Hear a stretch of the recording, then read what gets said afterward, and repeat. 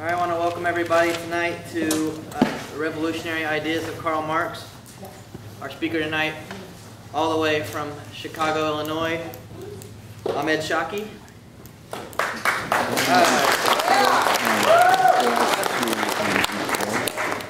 I want to encourage people to move down if you want to get closer. Turn your phones down if you don't mind.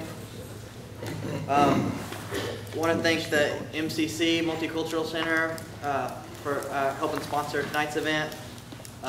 Also, all the activists in the ISO, the International Socialist Organization, that helped put this event together.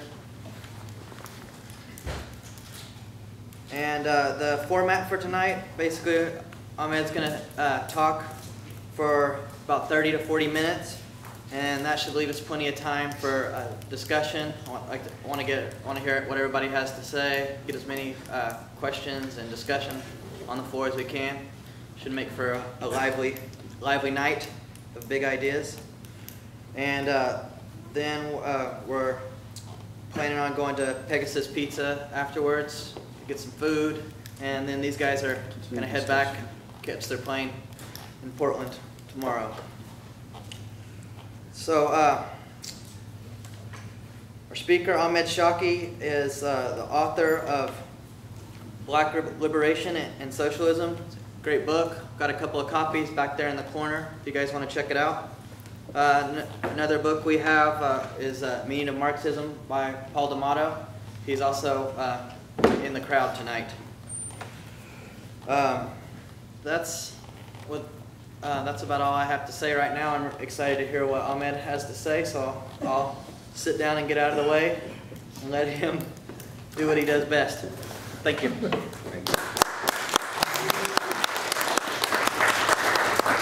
Thank you for that welcome. There's a common joke that I make about applauding before you hear what the speaker's going to say. It's usually best not to, in my opinion. But I thank you for the warm welcome, especially given the weather outside. For those of you who braved what are very close to Chicago-like conditions. So thanks again for coming. What I'm going to try and do, can everybody hear me? Yeah.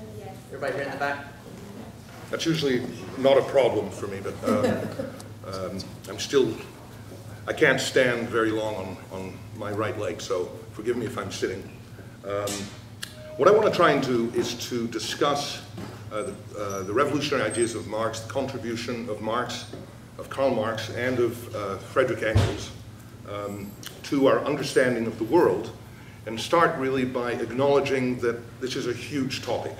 It's a topic that's impossible to do justice to in the space of 30 minutes, and it is impossible for a number of very particular reasons, not the least of which that Marx is, historically speaking, one of the, quote, great thinkers, that is, whose works have been read and translated in multiple languages, is the inspiration to many social movements internationally, and whose ideas still maintain a vibrant relevance to today. But that's not the only reason that it would be difficult to say everything about Marx's ideas in half an hour. It is also the case that Marx and Marxism are amongst the most misunderstood, or Marx and his ideas have been systematically distorted and misunderstood for a number of particular reasons over the period of time since he died on the 14th of March, 1883, and since his lifelong collaborator Engels passed in 1895. And that is not only because Marx was an opponent of the existing structure of society. As his longtime partner Friedrich Engels said at the eulogy after Marx died, he made a long speech, but which is very, very good, which people should read, because it summarizes Marx's economic, political, and philosophical contributions to the understanding of human society, to the critique of the system of capitalism, which had emerged first in Europe and later to spread across the globe. But he summarized the most important aspect that I want to draw out now about Marx, and that was that Marx was an opponent to the existing system and someone who spent his life fighting to combat that system, not only through his writing, but also through his actions. In the words of Engels, above all, Marx was a revolutionist. And it's the connection between an understanding of the world and the aim to change it, which runs central to Marx's contribution. For those of you who don't know one of his most famous quotes, it goes something like this: "Hitherto philosophers have tried to understand the world, but the point is to change it." And that really runs through Marx's ideas.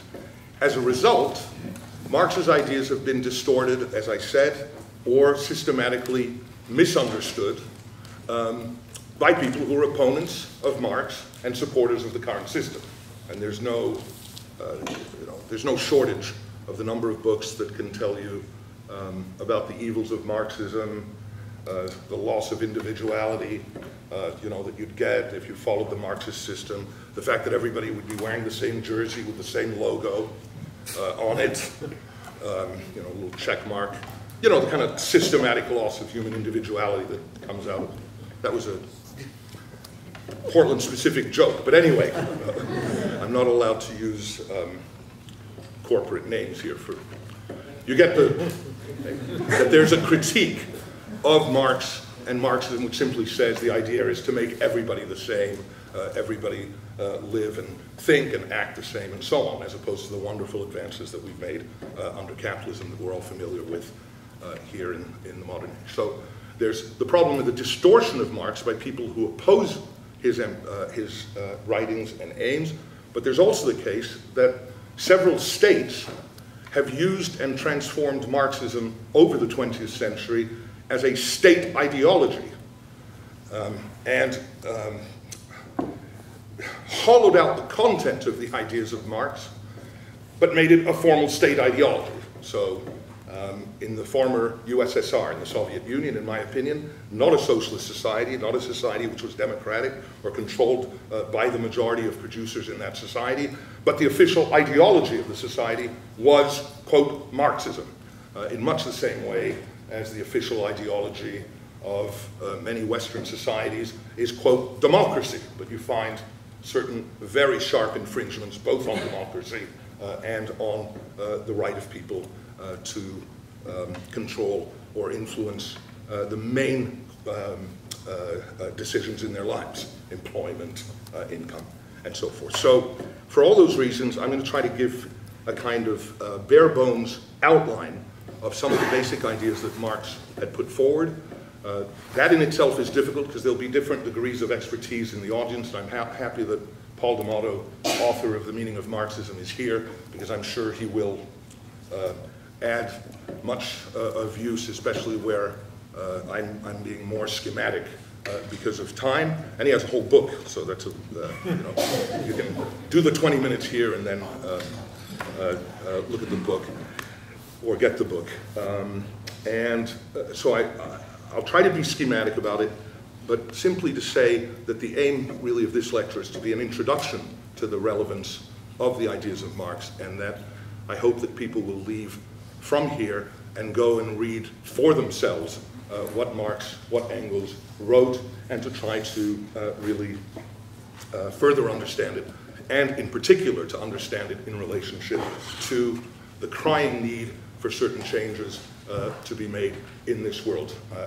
I wrote a book on black liberation and socialism. It's a very short text, but one of the outstanding moments for me in the book was reading the evolution of the thinking of the black leader Malcolm X, who once upon leaving the Nation of Islam, and it's a long description, I'm not going to veer into that subject, but he writes in his autobiography, the main thing that I began to do is to think for myself. And if anything comes out of this lecture, I think it's the idea of thinking critically and thinking for oneself. And that really is part of what I think is important about Marxism. And I'm confident enough that for those who do that and read Marx, that you'll get much value from it.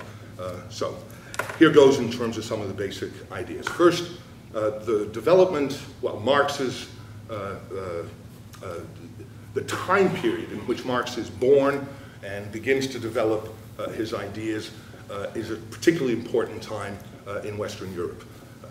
He's born in Germany. I'm not going to go through the biography. That's the easiest thing to get from Wikipedia or any number of other places. The main point that I want to say here is that Marx was influenced by and combined three very important intellectual and political currents in the development of his thought. The first was classical and largely English political economy. The second was German philosophy. And the third was the impact on Marx of the revolutionary political ideas coming out of France. For those who are not familiar with the period, the French Revolution of 1789 is an enormous advance in terms of the overturning of medieval and feudal structures in Europe, and the rise really of the kind of Enlightenment ideas that we associate both with the American Revolution and with the rest of the 18th century. That is, against the systematic influence of the church on the state, against the ideas of